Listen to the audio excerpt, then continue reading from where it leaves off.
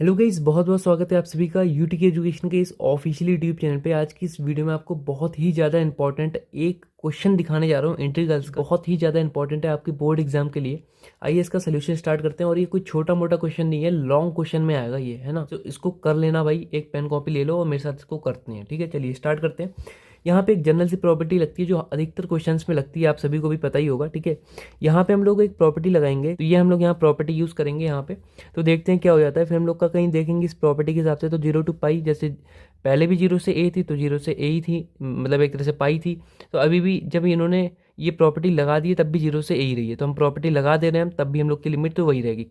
मतलब ये है कि लिमिट आपकी वही रहेगी, लिमिट चेंज नहीं हो रही है। हाँ, हालांकि जहाँ जहाँ x था वहाँ पे a माइनस एक्स हो गया, यानी अपर लिमिट जो थी ना वो माइनस एक्स हो गया। यहाँ पे जहाँ जहाँ x होगा हम लोग अपर लिमिट का मतलब क्या है, पाई। ए नहीं है यहाँ पे पाई है। ठीक है, हम लोग पाई माइनस एक्स करेंगे। जैसे यहाँ पे x दिख रहा है तो हम क्या करेंगे, पाई माइनस एक्स। ये कहाँ से हो रहा है सर, ये प्रॉपर्टी हमने लगाई तब हो रहा है। ठीक है, उसके बाद लिखा है यहाँ 10x, तो 10 तो ऐसे ही रहेगा, लेकिन जहाँ पे 10 में कोण में x लगाए वहाँ पे पाई माइनस एक्स हो जाएगा। मीन्स जहाँ जहाँ आपको x दिख रहा है वहाँ पे आप पाई माइनस एक्स करोगे। फिर यहाँ पे लिखा है सेक।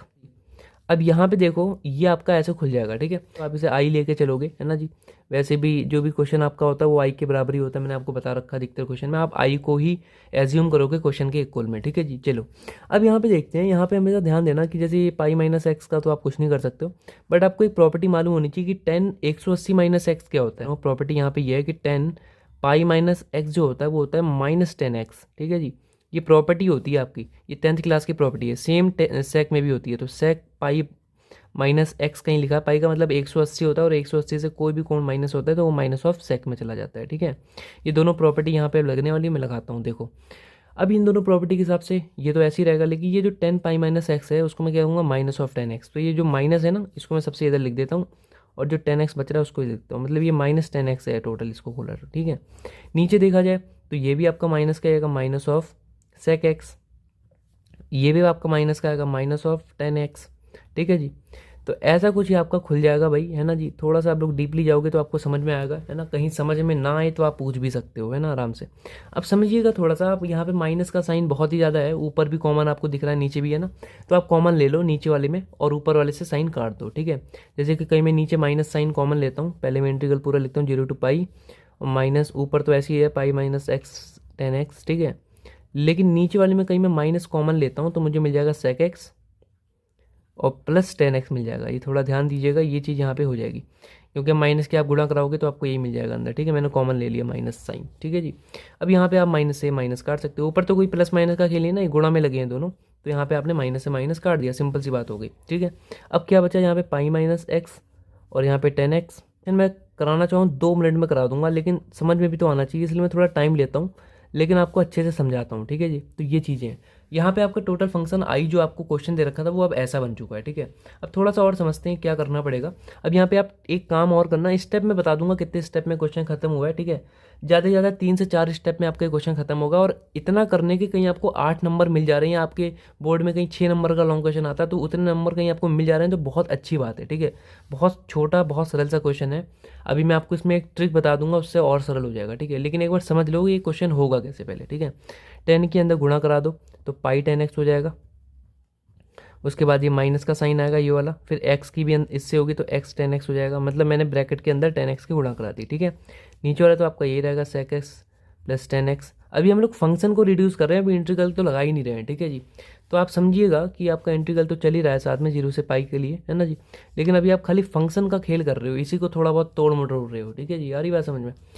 अब यहाँ पे एक चीज़ ध्यान देना, आप क्या करोगे, जैसे sec x प्लस 10x है, इसको आप इसको भी दोगे, फिर माइनस का साइन लगा के इसको भी दोगे। ठीक है, आइए दिखाता हूँ क्या कहना चाह रहा हूँ मैं, कि पाई तो है, फिर 10x भी ऊपर लिखा है, इसको मैं दे दूंगा sec x plus 10x, sec x plus 10x। ठीक है जी, और ये माइनस का साइन लगाऊंगा, उसके बाद x 10x को भी ये चीज़ मैं दे दूंगा, x 10x अपॉन ये पूरी चीज़ दे दूंगा sec x प्लस 10x। मतलब मैंने बांट दी कुल मिला के। ठीक है, आप यहाँ पे ये कॉमन लोगे ना, जब वो भिन्नों का होता नहीं, जैसे कि लिखा है 2/5 लिखा है, और कहीं लिखा है मान लो 4/5, तो नीचे सेम सेम है 5 5, नीचे सेम सेम है, तो ऊपर ऊपर के ऐड हो जाते हैं, खाली 6/5 इसका आंसर आ जाएगा। सेम वही चीज़ है ना। इनको खाली आप माइनस कर दोगे ऊपर वालों को, देखो और चीज़ वही है पूरी, है ना। मतलब तोड़ दिया कुल मिला के, यार ये बचपन की चीज़ें हैं, है ना जी। लेकिन थोड़ा मैं सोचता हूँ डीपली ले जाऊँ, बच्चे कहीं भी इसमें फंसे ना क्वेश्चन में। ठीक है जी, कि सर यहाँ पे ये कैसे हो गया। अब समझना यहाँ तक कहीं समझ में आ गया, नहीं आया तो आप पूछ भी सकते हो भाई, ठीक है जी। चलो अब देखो ये चीज़ तो कहीं आप इंटीग्रल बांट देते हो फॉर द एग्जांपल, या आपने इसको इंटीग्रल दे दिया, या वाला इंटीग्रल मैंने इसको दे दिया, ठीक है dx। यहाँ पे मैंने इंटीग्रल बांट दिए दोनों को, है ना, नहीं समझ में आया यार। जैसे कि मैंने फंक्शन दो तोड़े थे फॉर द एग्जांपल, चलो मैं समझा ही देता हूँ अच्छे से, है ना, ये इंटीग्रल कैसे बांटा मैंने वो भी समझा देता हूँ। ऐसा था ना पहले, ये चीज़ मैंने एक्स्ट्रा कर दी।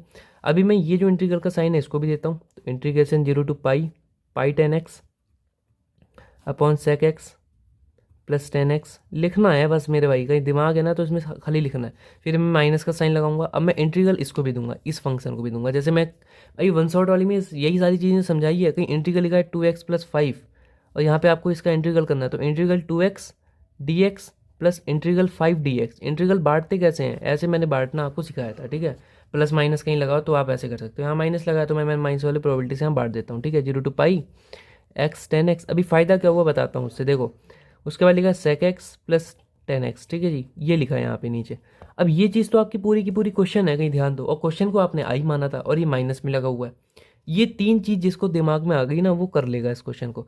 ये चीज़ आपकी एक तरह से आई है, ठीक है, समझ में आ गया। ये चीज़ हमने क्वेश्चन ही है, देखो क्वेश्चन आपने, यही तो क्वेश्चन था, देखो ऊपर यहाँ पे ये क्वेश्चन है ना, इसको आपने आई माना, यही तो नीचे चीज़ आ गई, देखो पूरी की पूरी है ना। तो यहाँ पे ये चीज़ आई है, ये माइनस में, इसकी पूरी जगह मैंने आई लिख दिया, माइनस का साइन ऐसी है। ये जो चीज़ है इसको मैं अभी के लिए I1 मानता हूँ, इसको हमें सॉल्व करना पड़ेगा। और ये जो चीज़ है ना, ये बराबर हम लोग के आई के चल रही थी, देखो ये आई की चल रही थी, ठीक है। अभी कहीं मेरे को I1 की वैल्यू मिल जाए ना तो मैं टोटल आई की वैल्यू निकाल सकता हूँ। मुझे आई की ही वैल्यू चाहिए टोटल में, ठीक है जी, क्योंकि मैंने क्वेश्चन को ही आई मान रखा है और क्वेश्चन ही हमसे कहता है कि इसको सॉल्व करो, तो आई की वैल्यू चाहिए मुझे रियल में। अब आई की वैल्यू के लिए मैं टोटल आई निकालता हूँ I1 के लिए, ठीक है। देखो क्या कहना चाह रहा हूँ मैं, इस आई को मैं उधर भेजता हूँ उधर साइड, तो ये माइनस का उधर जाकर प्लस हो जाएगा, तो आई प्लस आई उधर साइड क्या होगा 2i बराबर आ जाएगा आपका I1 कुल मिला के। अब I1 को आपको खाली यहाँ सॉल्व करना है। I1 मतलब ये जो क्वेश्चन बना है ना, इसको सॉल्व करना है खाली। ये अभी 2 मिनट में हो जाएगा सॉल्व, आपका आंसर आ जाएगा, ठीक है। इस क्वेश्चन को लिखते हैं I1 को हम लोग, क्या है अब ये I1 की वैल्यू का मतलब ये है कि इस क्वेश्चन को आपको सॉल्व करना है यहाँ पे, ठीक है जी। क्या कर सकते हैं सर, देखो यहाँ पे एक छोटा सा काम कहीं आपको है थोड़ा भी, है ना जी। आप ये काम ये कर सकते हो कि पाई को तो आप पहले बाहर फेंक दो, कांस्टेंट होता है, ठीक है जी। और इंटीग्रल 0 टू पाई आपका ऐसे ही चलेगा। ये जो 10x है ना, इसको 10x ही रहने दो। लेकिन यहाँ पे आप एक काम कर सकते हो कि आप नीचे स्क्वायरिक टर्म बनाने के लिए सेक एक्स माइनस 10x से ऊपर और नीचे गुणा कर सकते हो। जैसे मैंने ऊपर गुणा कर दी, ऐसे ही लो सेक एक्स माइनस 10x से नीचे भी गुणा कर दी। और ये वाला तो सेक एक्स प्लस 10x तो है ही है, सेक एक्स प्लस 10x। ये नीचे वाला तो पहले जो था ना वो तो ऐसे ही है, ये वाला तो ऐसे ही है सिंपल। ये मैंने ऊपर भी और नीचे भी करी, ये कट ही जाते हैं आपस में, कोई फ़र्क नहीं पड़ा इससे, है ना। ये dx आपका इधर चल रहा है, आ गई बात समझ। ये आपका I1 के बराबर चल रहा है मेरे भाई। अब थोड़ा सा समझते जाओ, देखो क्वेश्चन हो गया वैसे ख़त्म, है ना जी। ये देखो क्या है, a plus B A minus B, A plus B A minus B का फॉर्मूला क्या होता है। मीन्स मैं यहाँ पे प्रॉपर्टी वाली लगा सकता हूँ, A square minus B sec square x minus 10 square X, यहाँ पे लगा सकता हूँ। और ऊपर गुणा कर सकता हूँ 10x की अंदर, है ना। चलो वो दोनों काम कर लेते हैं एक ही साथ, तो यहाँ पे लिख जाएगा 10x सेक एक्स, ऊपर गुणा कर रहा हूँ मैं अंदर ब्रैकेट में, ध्यान देना। और क्या है 10 स्क्वायर एक्स, ठीक है जी। अपॉन नीचे जो है ना, ध्यान देना, नीचे आपका आ जाएगा sec square x minus 10 square x. Sir ये आया कहाँ से, ये मेरे भाई इसी से आया एल्जेब्रिक फॉर्म की प्रॉपर्टी से। देखो यहाँ पे भी क्या है, A plus B A minus B, A plus B A minus B, इसको कैसे खोलते हैं, A square minus B square, तो sec square x minus 10 square x, sec square x minus 10 square x. तो ऐप से आपने थोड़ा बहुत ये फंक्शन को रिड्यूस किया यहाँ पे, ठीक है जी। ये आपका ऐसा फंक्शन अपने आप में बन गया। एक प्रॉपर्टी और याद कर लो, बस खेल खत्म, क्वेश्चन खत्म। वो क्या है, वो ये है कि आपको पता होना चाहिए sec square x minus 10 square x अपने आप में 1 के इक्वल होता है, ठीक है।